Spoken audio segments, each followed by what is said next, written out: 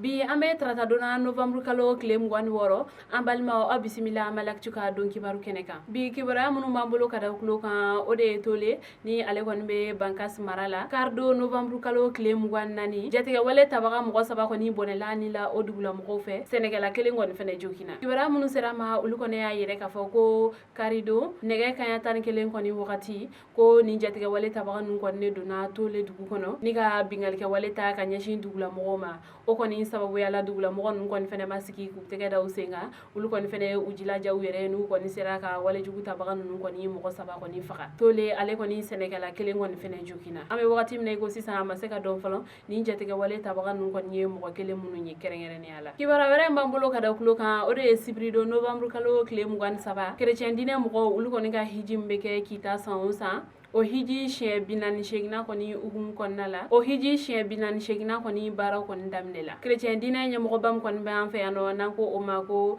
archevêque de Bamako Jean Zerbo ale koni anga ministre koni ka baranya shilendo dina ko ma ulu koni serani yoro ko fale konna ni ka bara koni damne ayira la ka fago nyina tay konna ko dina mo ba wulon vla konni sorola ola nyina sango ni hono ni hiji kala nun kon ka jonjone kera ben kelia o kon be sega sabati mali kono chukayamna kibara were mambolo kada kulo kan ore kunun tenendo novembre kalo klem ganduru premier ministre dr Boubou Cissé ale kon sera goma kura ka sababu ke siram kon be bo nyono kata goma kura ni ka se Tombouctou o glani baraw kon mena damne ayira la ka fako ni sira glani kon ni jugorma do baka ko oye union européenne o ko sababu yala ulu kon ga la sigidendo ale ni premier ministre ulu kon ne sira ni yoro ena enno ni kata barakun folo kon damne ni sira kon ni glani kon ni nafa bina se dugu chamani ma sabla ni ya takalaje ni sira ko ni glani nafa ko ni mena se yoro chamani ma ni ya takalaje kerengere ni ala nyamfuke dire gundam ale ni Tombouctou yere hakilla jigina septembre kalo kle tan kele mali jamana nyamo ulu ko ni willa ka se ni yoro ko falen nu ko ni nyamo ma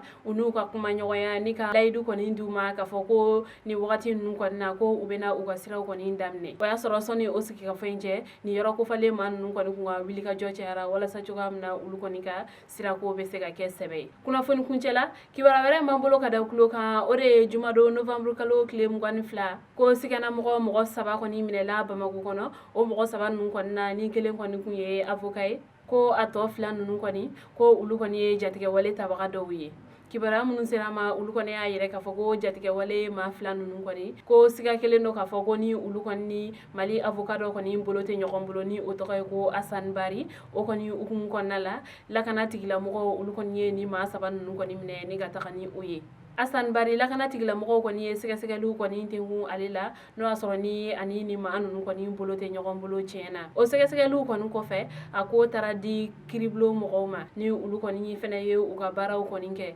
nga ame wakati mina iko 600 Assane Bari ale ko ni lablala kabini kunu nga ayira lendo ka foko akon te segata dugula folo ambalma ni ke baron ne mambulu kada kuluka ani je akulo majola akambe anyokona ware